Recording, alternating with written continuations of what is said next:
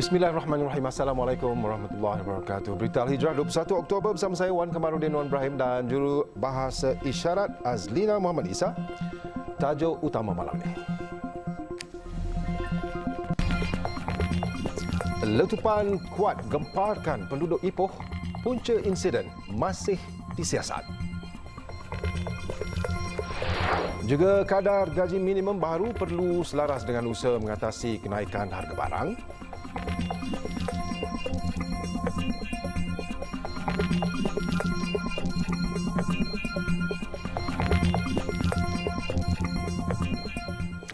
Penduduk sekitar Ipoh pagi tadi digemparkan dengan bunyi letupan kuat dan bunyi yang disangkakan daripada kerja peletupan kuari dan latihan pengeboman di pusat latihan pasukan beruniform itu bagaimanapun disangkal polis. Ketua Polis Perak Datuk Azizi Mat Aris berkata, pihaknya menerima maklumat kejadian yang dikatakan berlaku sekitar jam 11.06 pagi. Hasil semakan dengan Brigad Utara Pasukan Gerakan Am, Ulu Kintam mendapati tiada latihan berkaitan letupan dijalankan hari ini. Malah semakan dengan Pejabat Tanah dan Galian, PTG juga mendapati tiada letupan yang dijalankan di kuari sebelum jam 12.30 hari. Datuk Azizi berkata, semakan turut dibuat dengan Jabatan Meteorologi Malaysia sekaligus mengesahkan bahawa daerah Ipoh tidak terkesan dengan sebarang aktiviti seismik walaupun terdapat kejadian gempa bumi berlaku di Halmahera, Indonesia pada 11.24 pagi tadi. Jelas beliau polis sedang menyiasat mengenai insiden tersebut dan orang ramai yang mempunyai maklumat diminta menghubungi Pusat Kawalan Kontingen Perak. Orang ramai juga diminta bertenang dan tidak membuat sebarang spekulasi berkaitan kejadian itu sehingga mencetuskan kegusaran awam.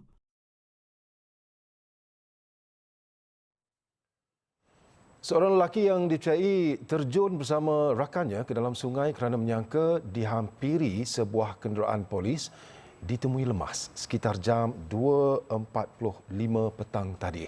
Mangsa yang berusia 45 tahun itu ditemui pada jarak 1.5 km daripada lokasi dia dilaporkan hilang. Ketua Polis Daerah Kuantan, Asisten Komisioner Wan Muhammad Zahari Wan Busu berkata, dalam kejadian di Kampung Kurnia, Kuantan, rakan mangsa terselamat kerana sempat berpaut kepada sebuah kapal yang berlabuh di lokasi terbabit. Kalau mengikut keterangan saksi menyatakan dia punya terjun tu disebabkan orang kata menyangka kenderaan yang melalui kawasan tempat dia berada tu daripada pihak PDRM lah. Jadi apa-apa pun kita masih lagi memerlukan siasatan lah. Sebenarnya untuk mengetahui tentang punca sebenar mangsa ni mengambil keputusan untuk terjun ke dalam sungai. Pihaknya menerima laporan berhubung kejadian pada Sabtu lalu dan mengaktifkan operasi cari lamat SAR semalam pada pukul 11 pagi meliputi kawasan seluas 4 km. Sementara itu, Ketua Zon 1 JBPM Pahang, Syobirin Abdul Kadir berkata, operasi hari ini turut menggunakan khidmat 2 anjing pengesan K9 dengan kawasan pencarian diperluaskan. Kita telah pun mendapat bantuan 3 unit anjing pengesan dah sampai pada hari ini dan kita menggunakan 2 ekor anjing pengesan K9 dan beserta bot lah dengan kelengkapan. So pada hari ini kita akan luaskan pencarian secara surface searching. Operasi cari lamat hari ini melibatkan 25 anggota PDRM, JBPM dan APM. 4 lelaki yang dipercayai mendera Ummu Atiyah yang juga anak pengasas Al-Arkam Syahri Muhammad sudah dikenal pasti polis. Ketua Polis Negara Tan Sri Razaruddin Hussein berkata pihaknya menerima nama suspek berdasarkan laporan polis dibuat mangsa. Memetik laporan bernama, Tan Sri Razaruddin berkata kesemua suspek berusia 20 tahun ke atas dan siasatan masih lagi dijalankan. Tegas beliau, polis tidak bertindak terburu-buru berhubung kes Global Equine Services and Business Holdings GISBH seperti mana didakwa sesetengah pihak. Sebaik menerima laporan semalam, pihaknya bergegas ke Ipoh dan kesemua suspek akan dipanggil untuk dirakam keterangan. 19 Ogos lalu, Ummu Atiyah, 41 tahun, mendakwa dia dipaksa berkahwin dengan pemimpin GISBH dan didera fizikal serta mental. Umu Atiyah kemudian menunjukkan lokasi dia ditahan selama sebulan di Kampung Batu Hampar dalam Perak.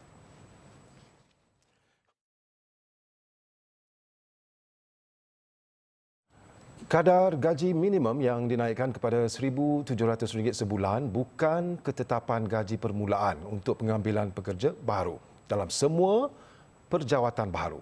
Menteri Sumber Manusia Steven Sim Chee Kiong menegaskan kepada semua majikan agar memberi gaji yang setimpal berdasarkan kemahiran atau kelulusan akademik dan tidak menjadikan gaji minima sebagai penanda aras kepada gaji permulaan untuk semua pekerja. Gaji minimum adalah gaji kepada kerja-kerja yang paling asas.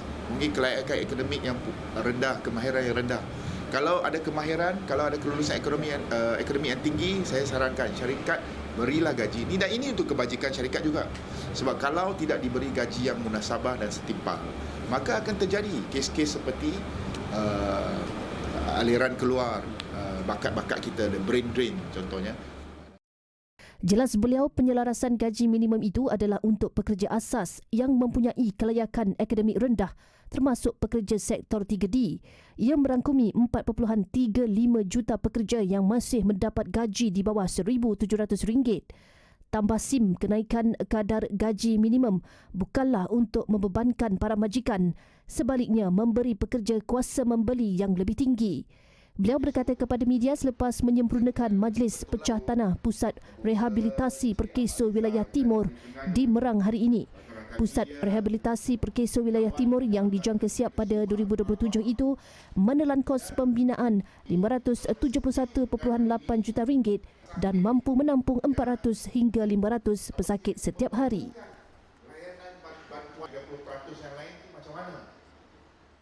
Dan kenaikan kadar gaji minimum dari RM1,500 kepada RM1,700 yang berkuasa pada Februari tahun depan perlu diseimbangkan dengan usaha atau inisiatif untuk mengatasi kenaikan harga barang.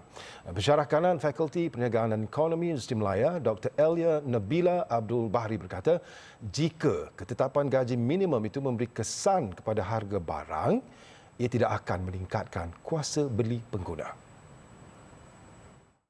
Okay, dan kita bimbang jika harga barang dan perkhidmatan tidak dapat dikawal, akhirnya kadar upah benar tiada bezanya. Itu kuasa beli pengguna tiada bezanya kerana upah meningkat, tingkat harga juga meningkat. Okay, jadi kita tak nak nanti belum lagi kita mendapat manfaat kenaikan gaji minimum, tapi harga dah naik dulu. Ini yang kita khawatirkan. Dan kita perlu pastikan kenaikan gaji minimum ini adalah memberi manfaat kepada rakyat dan tidak menjadikan kuasa beli pengguna itu statik saja. Beliau mendedahkan ketika ini banyak syarikat dan perniagaan telah membuat penyelarasan harga walaupun kenaikan gaji minimum baru sahaja diumumkan dan hanya akan berkuat kuasa pada Februari 2025. Namun beliau optimis peningkatan gaji minimum dapat meningkatkan produktiviti kerja. Okay. Dan sekiranya peningkatan gaji minimum ini tidak selari dengan produktiviti, maka ia adalah satu kesan yang tidak seimbang kepada majikan dan kita bimbang akhirnya berlaku peningkatan harga kerana kos yang dibayar oleh majikan tidak setimpal dengan apa pulangan kepada majikan. Jadi dengan kenaikan gaji minimum ini diharapkan kedua pihak pekerja dan juga majikan kita kata dalam situasi menang-menang lah. Pengumuman kenaikan gaji minimum mencetuskan pelbagai pandangan, antaranya risiko kenaikan harga barang selain kemampuan syarikat atau majikan untuk memenuhi ketetapan itu. Rang Undang-Undang RUU Mufti Ulama Persekutuan 2024 bukanlah akta atau undang-undang baru dan radikal. Mantan Ketua Hakim Negara Tun Abdul Hamid Mohamad berkata kebanyakan peruntukannya telah menjadi amalan sekian lama tanpa menimbulkan apa-apa bantahan. Tun Abdul Hamid dalam penulisan rencananya menjelaskan RUU tersebut adalah sama seperti undang-undang negeri dan hanya terpakai di wilayah persekutuan. Pindaan juga perlu dibuat oleh Parlimen kerana wilayah persekutuan tidak mempunyai Dewan Undangan Negeri. Sementara itu, mengulas mengenai keterlibatan Majlis Raja-Raja Berhubung RUU itu, Abdul Hamid berkata beliau bersetuju agar perkara itu tidak dibawa ke Majlis Raja-Raja untuk mendapat persetujuan atau sokongan kerana ia terletak di luar bidang kuasa majlis itu. Tindakan itu juga mungkin akan menyebabkan perbezaan pendapat dan menampakkan perpecahan dalam majlis itu. Apatah lagi mengenai satu perkara yang terletak di luar bidang kuasa majlis itu. Tambah beliau, tidak ada keperluan juga bagi negeri-negeri yang hendak membuat undang-undang yang sama untuk merujuk kepada Majlis Raja-Raja terlebih dahulu. Berhubung cadangan dialog berkenaan RUU itu, Abdul Hamid berkata beliau lebih bersetuju jika perbincangan atau sesi dialog dibuat dengan mufti-mufti negeri yang menyokong cadangan RUU itu tanpa melibatkan Menteri Agama. Dialog yang dicadang sebelum ini katanya dibimbangi tidak akan menghasilkan keputusan yang terbaik dalam perkara itu.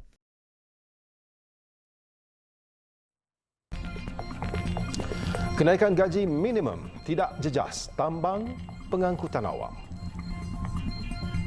Jabatan Keselamatan dan Kesihatan Pekerjaan JKKP tingkat keupayaan penyiasatan kejuruteraan forensik dan kemalangan di lokasi pembinaan menerusi teknologi Digital Reality Terimbuh atau AR dan Reality Maya atau VR. Penubuhan makmal itu sebahagian daripada rancangan Malaysia ke-12 RMK-12 di bawah program OSH Technology and Advancement atau OTA. Menerusi teknologi Digital Reality Terimbuh AR, dua jenis simulasi jentera telah dibangunkan melibatkan kren menara dan lift penumpang. Bagi sistem teknologi Reality Maya pula, beberapa modul turut dibangunkan melibatkan latihan penyiasatan bagi kemalangan di tapak pembinaan dan sektor penghilangan. Antara senario kemalangan di tapak pembinaan yang boleh mengguna pakai kaedah itu antaranya dihempap objek jatuh, terjatuh dari tempat tinggi dan tanah tebing runtuh. Manakala kemalangan yang berlaku di kilang, kaedah itu boleh digunakan untuk kes kemalangan dilanggar jentera forklift, tersepit stamping machine dan tersepit conveyor machine. Perkara itu dimaklumkan dalam sesi taklimat menerusi program Libat Urus JKKP bersama media di Bangi, Selangor. Program yang dihadiri kira-kira 30 peserta daripada Wakil Kementerian Sumber Manusia JKKP dan pengamal media bertujuan memperkukuh kerjasama kedua-dua pihak selain meningkatkan kesedaran orang ramai mengenai peranan JKPP dalam memastikan persetaraan kerja yang selamat dan sihat. Kenaikan kadar gaji minimum yang berkuat kuasa Februari tahun depan tidak akan menjejaskan kos tambang pengangkutan awam.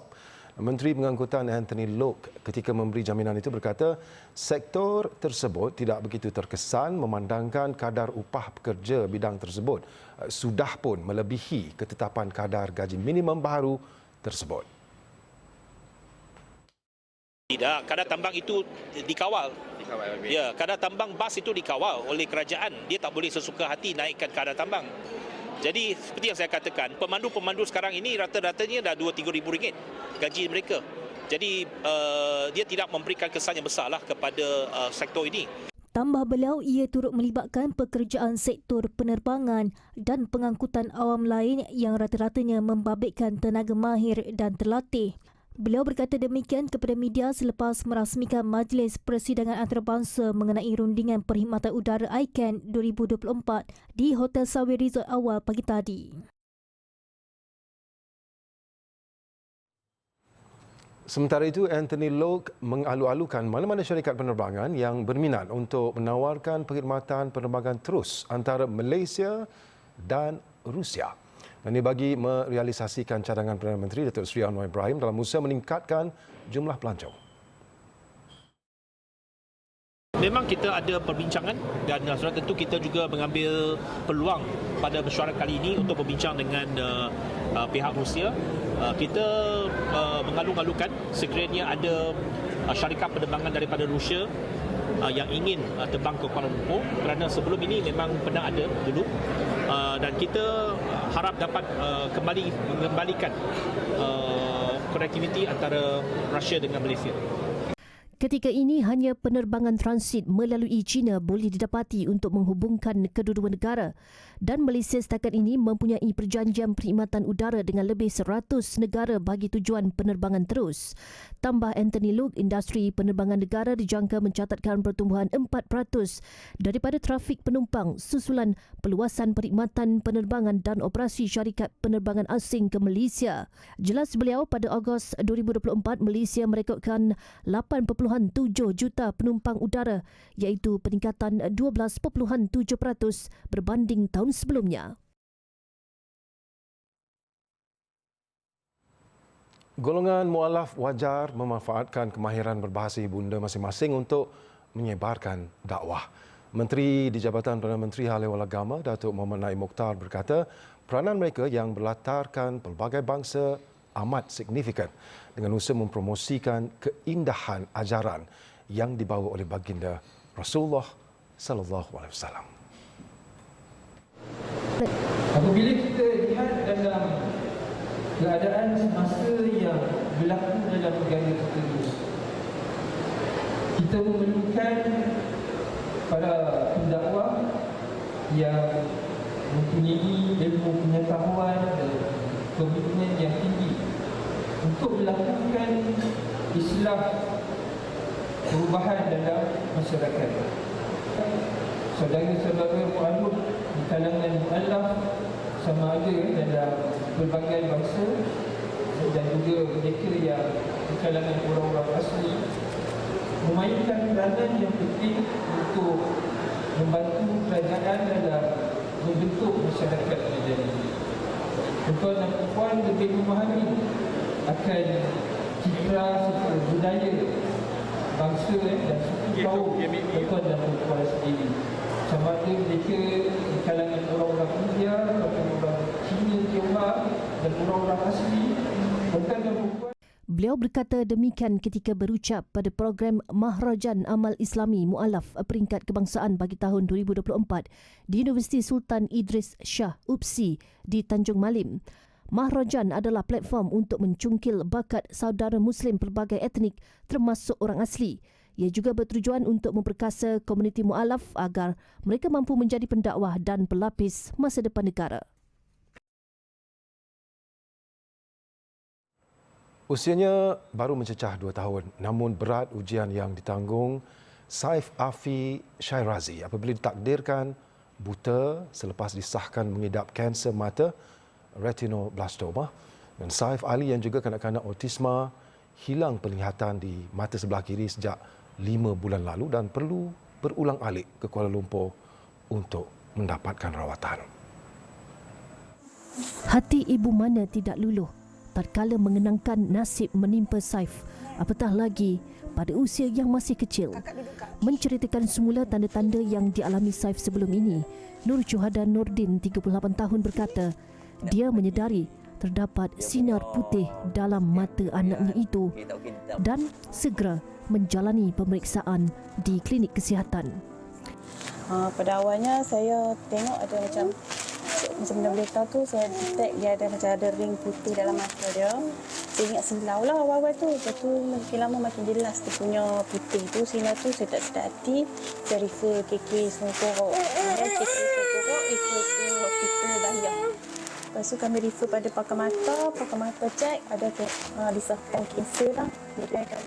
Nur Syuhada sebelum ini bekerja di kedai percetakan di Changlun, namun terpaksa berhenti kerja untuk memberi perhatian sepenuh masa kepada Saif Afi.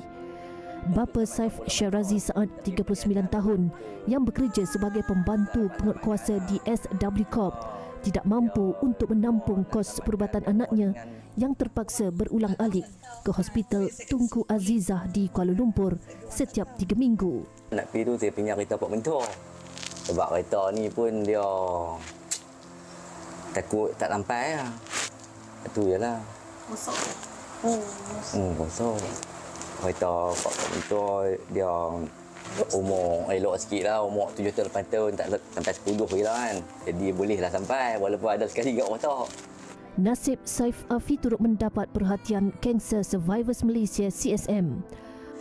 Jadi kita hadir kali ini untuk beri sedikit sumbangan menerusi projek tabung sedekah Jumaat sebanyak RM1,000 kerana adik Saif kena pergi Kuala Lumpur. Dia kena hospital Tunku Aziza untuk buat rawatan kemo. Sekarang dah buat 5 kali. Ada lagi 3 kali lagi nak kena berulang.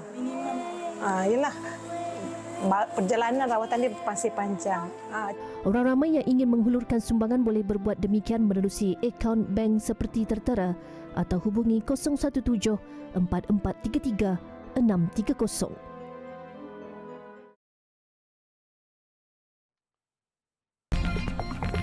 Musim zaitun di Gaza kembali.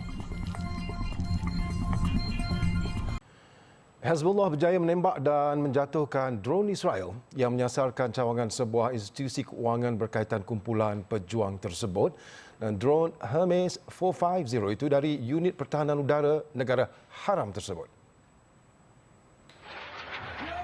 Tindakan Hezbollah itu sebagai tindak balas pengeboman Israel yang membabitkan kawasan selatan Lebanon, Beirut dan Lembah Beqaa di timur.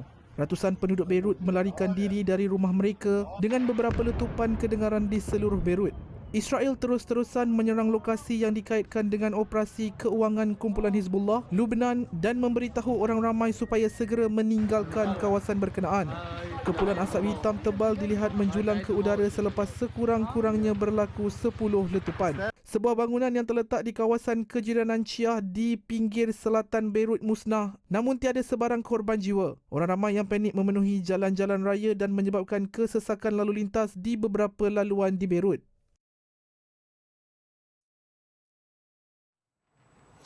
Musim menuai zaitun di Gaza kembali dan penduduk bersyukur berpeluang mengutip hasil tanaman walaupun lebih 75% pokok zaitun di wilayah tersebut musnah selepas 7 Oktober tahun lalu. Dan dalam masa sama mereka hidup dalam ketakutan, bimbang, serangan gila tentera Israel ketika menuai. Pemilik ladang zaitun di Al-Zawaidah dekat Dair al-Balah, Syahada Samra berkata, musim kali ini mereka berdepan masalah pengairan, baja serta bahan kimia dan ia dikuatiri menjejaskan kualiti zaitun yang dituai. Sebelum Perang Gaza, pesta menuai dirayakan besar-besaran oleh penduduk. نلاحظ أن كمية الزيتون كانت في الأعوام السابقة ما يعادل تقريبا يمكن من 37,000 إلى 40,000 طن والعام الحالي ربما تقل عن 15,000 طن. هذا حسب إحصائيات وزارة الزراعة ولكن ربما تكون أقل أو تتراوح في هذه النسبة. وحتى جودة الزيتون أو الزيت لا تعادل أو لا تقارن بجودته في الأعوام السابقة. Dan bagi seorang lagi pemilik ladang, Rami Abu Asad, jumlah tanaman yang dituai sangat sikit berbanding tahun sebelumnya kerana banyak ladang dirampas, dirosakkan dan musnah akibat perang. Dalam masa sama mereka terpaksa menanggung kos tanaman yang tinggi. طبعا السنة هذه لأنه الشمال مسكر والجنوب والعدد الأشجار الزيتون ظلت قليلة جدا لأنه ما في شيء يعني مع اللي صار الوضع صعب شوي وتكلفة عالية جدا. Harga buah zaitun juga melonjak naik ekoran kesukaran mendapatkan diesel dekat Gaza sekaligus meningkatkan harga sewa generator elektrik.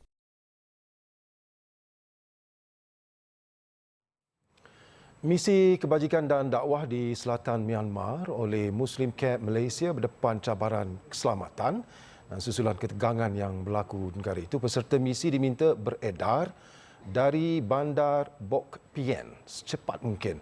Dan Muslim Care kemudian mengambil keputusan untuk meninggalkan Myanmar dan merentas masuk sempadan Thailand dengan menaiki bot. Saksikan laporan wartawan Syafiq Azman yang turut serta dalam misi itu. Bancian yang dijalankan tentera sebagai persediaan menghadapi pilihan raya pertama sejak kudeta 2021 telah menyebabkan ketegangan di seluruh Myanmar. Menyedari risiko keselamatan yang tinggi, misi kebajikan dan dakwah di selatan Myanmar terpaksa dihentikan lebih awal. Kami kemudiannya merentas masuk ke sempadan Thailand dengan segera. Sekurang-kurangnya objektif utama menyalurkan bantuan kepada masyarakat Melayu di Myanmar telah selesai.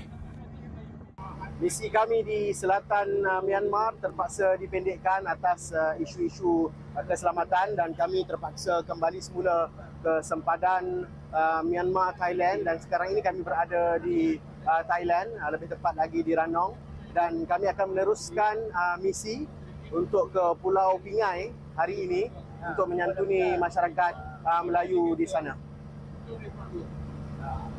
Misi tetap diteruskan di Thailand yang juga turut menempatkan komuniti Melayu Islam.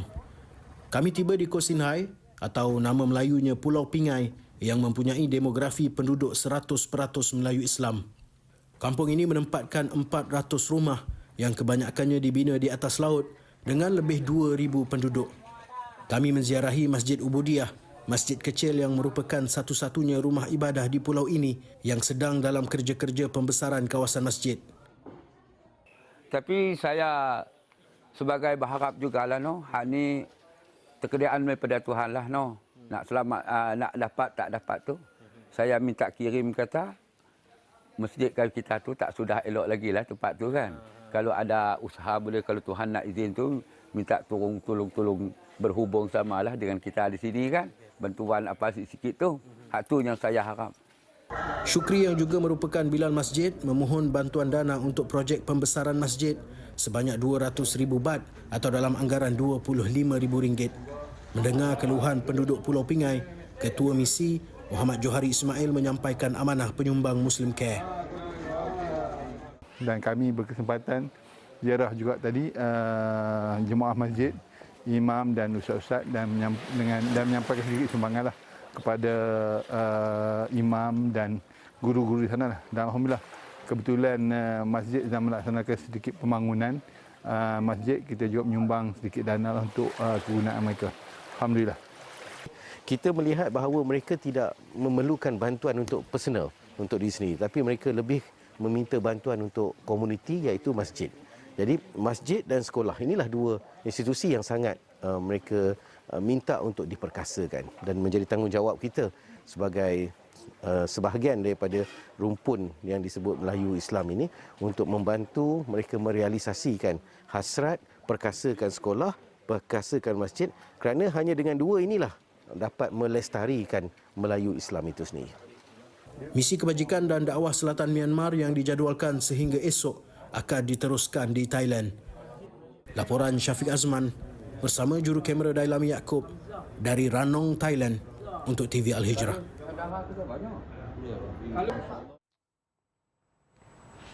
Sekian berita Al Hijrah untuk malam ini. Saya Wan Kamarudin Wan Ibrahim dan jurubahasa isyarat Azlina Muhammad Isa. Assalamualaikum warahmatullahi wabarakatuh. Jaga diri. Selamat malam.